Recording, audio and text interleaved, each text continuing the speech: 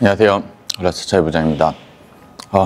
요즘 소울로 계속 출퇴근을 하고 있습니다. 며칠 탔던 장점과 단점에 대해서 한번 가볍게 이야기해 보도록 하겠습니다. 우선 여기 이렇게 외판 작업까지 끝났습니다. 가지고 와서 타이어 4개 교체했고요. 외판 더러웠던 부분 다 수리를 했습니다. 그래서 뭐 바로 팔아도 나쁘지 않을 정도로 우선 상품은 만들어져 있고요. 이제 전기차의 장점과 단점, 그리고 생각보다 1세대가 소울이 괜찮다라는 점 한번 이야기해 보도록 하겠습니다. 내일 제가 언양이랑 구미를 갈 일이 있어서 한 250km 됩니다. 그래서 이 차가 한 250km 정도 가기 때문에 극한으로 오늘 저녁에 충전을 해서 한번 할 예정이고요. 우선 좋은 점은 조용합니다. 지금 시동을 켠 상태고요. 켠 상태에서 그냥 이대로 출발을 하면 됩니다. 그렇기 때문에 우선은 조용하다라는 장점이 있습니다. 대신에 또 조용하기 때문에 하체 잡소리가 너무 많이 올라옵니다.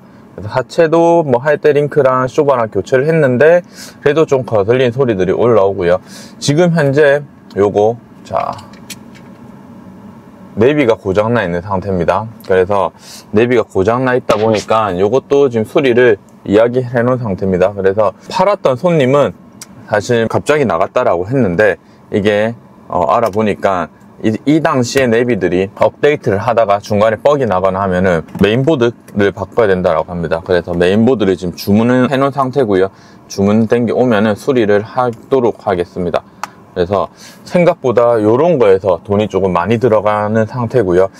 소울이 생각보다 괜찮다라고 이야기를 하는 거는 우선은 뭐 경차보다는 조금 차가 큽니다. 그래서 활용도가 조금 높고요. 그래도 차는 중준형 정도 크기 때문에 운전하기도 좀 편한 상태라고 생각을 합니다. 제가 카니발을 항상 타고 다녔었기 때문에 카니발에 비하면은 주차하기도 편하고 그냥 막 다니기에도 나쁘지 않은 것 같습니다. 그리고 2015년에 나왔다라고 하지만 한 10년 가까이 되고 있는 차량이지만은 옵션이랑 이런 게 뭐 딸리지가 않습니다. 그래서 수납 공간도 보시면은 여기 있고요. 여기도 또 수납 공간이 있습니다. 그 다음에 여기도 여기, 그 다음에 여기 이렇게 수납 공간이 충분히 나쁘지 않게 있습니다. 그래서 저쪽에도 보시면은 수납 공간이 아주 괜찮게 있습니다. 여기 밑에도 컵홀더랑 있고요. 그렇기 때문에 뭐 타고 다니기에는 충분히 괜찮은 차량이고, 주로 뭐 저는 혼자 타고 다니기 때문에 이런 것들이 나쁘지 않다. 그리고 뒤에도 공간이, 뒷좌석도 애들이 타도 큰 그게 없고, 트렁크도 이렇게 열려져 있는 해치백 스타일이다 보니까 괜찮게 작동을 하고 좀 탈만하다라고 생각을 합니다. 그 다음에 가장 좋은 거는 일단은 연료비가 3,000원 밖에 안 든다, 이렇게 보시면 됩니다. 아주 간단하게 이제 소울에 관련된 장점에 대해서 한번 이야기를 해봤습니다. 그래서 뭐 2015년식이라서 옵션이랑 이런 거를 좀 걱정을 했는데, 여기 보시면은 통풍 시트 운전석까지 있고요. 그 다음에 요 내비가 고쳐지면은 안드로이드 오토가 됩니다. 그래서 뭐 티맵이라든지 카카오 맵이라든지 이런 내비를 화면에 송출할 수 있는 기능도 있기 때문에 나쁘지 않고, 스마트 키 있고요. 엉따도 있습니다. 엉따 있고 핸따도 있습니다. 여기 보면은 핸따도 있기 때문에 뭐 기본적인 옵션은 다 있다 생각하시면 되고, 전자식 파킹, 그 다음에 에코 모드도 있고, 뭐 앞 뒤쪽 주차 센서까지 다 달려 있습니다. 그래서 뭐 타는데 크게 뭐 문제될 건 없다, 요 정도로 보시면은 될 것 같고요. 실질적으로 주행하는 영상을 한번 보시면서 어떤 점들의 장단점이 있는지 한번 확인해 보셨으면 좋겠습니다.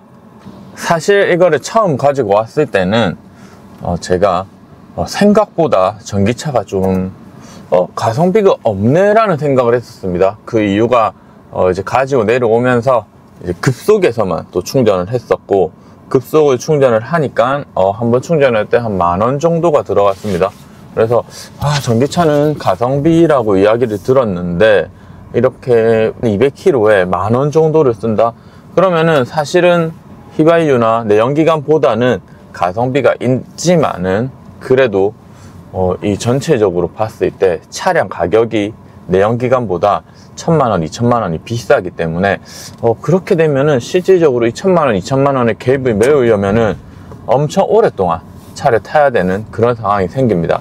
그래서 이제 그렇게 되면은 또 장점이 없어지겠죠. 그렇게 생각을 했는데 이제 집에 와서 완속으로 한번 충전을 하고 나니까 생각보다 메리트가 있다, 그런 생각이 들었고요.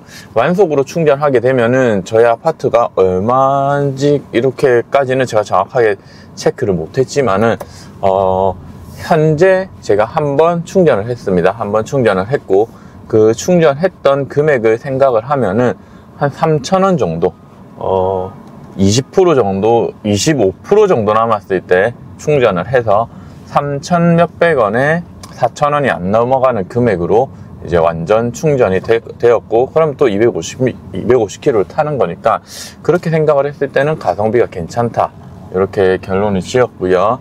그래서 당분간 이제 업무용 차량이라든지 이제 이런 거를 조금 생각을 하면서 차량을 타 보도록 하겠습니다. 그래서 지금 며칠 동안 탔고, 지금도 이제 이 BMS 컴퓨터가 아직 정상화가 안 됐고 학습이 안 됐기 때문에 저 주행거리가 맞진 않지만은 트립상으로 그때 정비소 사장님도 한 250km를 탔다라고 했고, 이제 이때까지 자기들의 경험에서 250km 정도 탔기 때문에 그거에 맞춰서 내일 대구, 그 다음에 언양 이렇게 찍고 내려오면은 부산까지 오면 250km가 될 것 같습니다.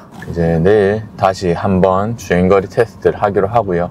이게 저도 사실 전기차가 결국은 가격 때문에 이게 상용화가 어렵다라고 좀 생각한 사람 중에 한 명입니다. 그래서 실질적으로 뭐 전기차 EV3 같은 경우도 만약에 보조금이 안 나온다 하면 4천만 원이 넘어가는 금액인데, 이제 그 금액으로 사실 이게 메리트가 있을까라는 생각을 했고요.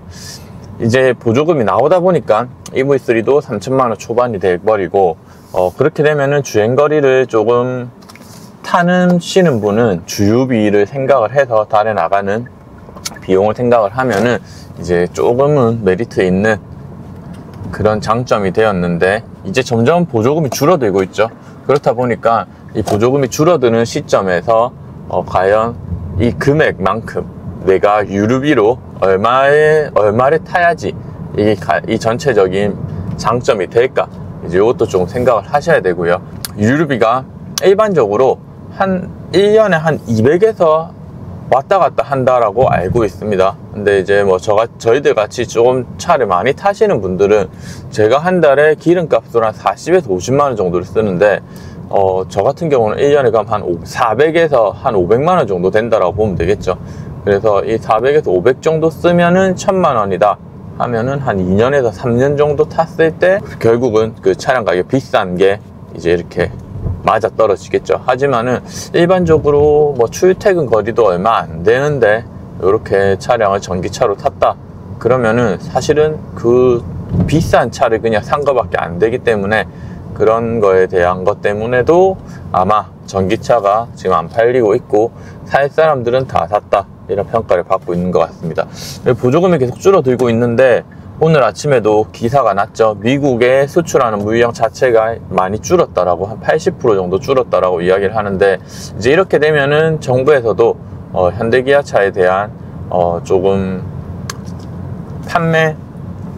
현대기아차가 죽으면은 그 밑에 있는 또 중소기업이라든지 연계되어 있는 부품 업체들까지 다 어려워지기 때문에 이제 아마도 조금 지원금으로 전기차를 내수시장으로 팔 수 있게끔 하는 정책이 더 나오지 않을까라고 생각이 됩니다.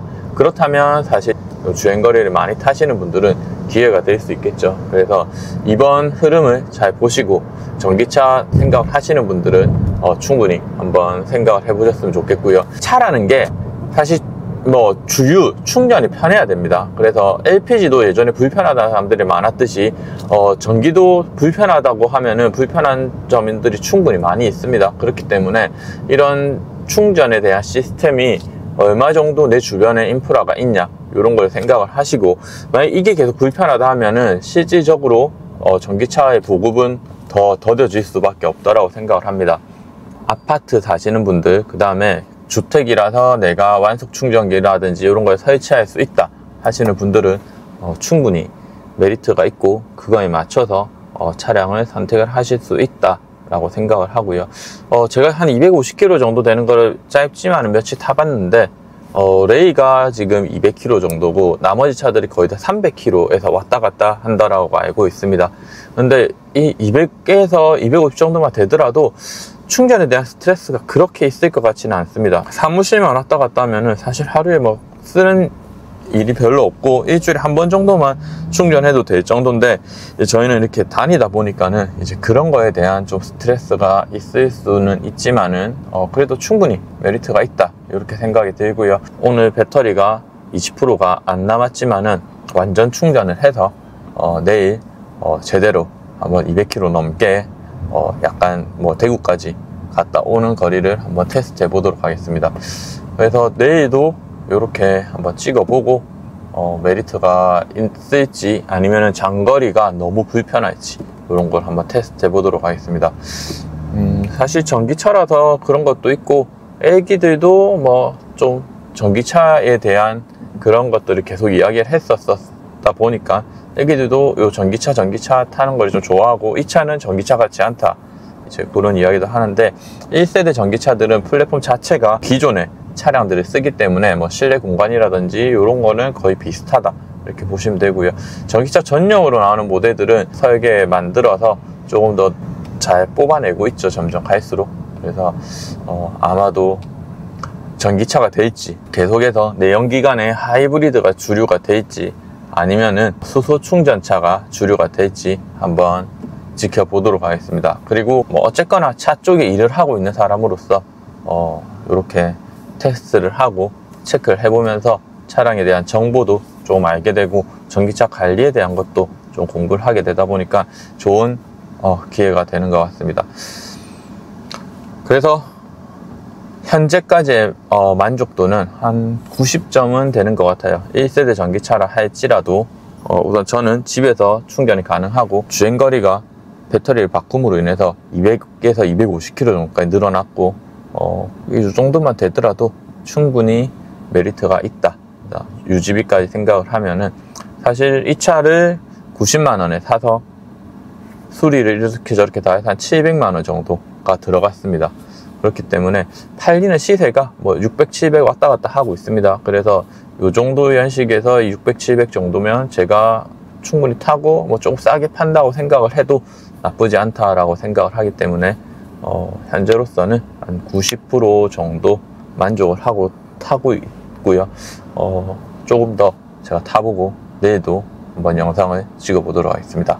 그럼 오늘 간단한 차량 설명은 여기서 마치도록 하겠습니다. 고맙습니다.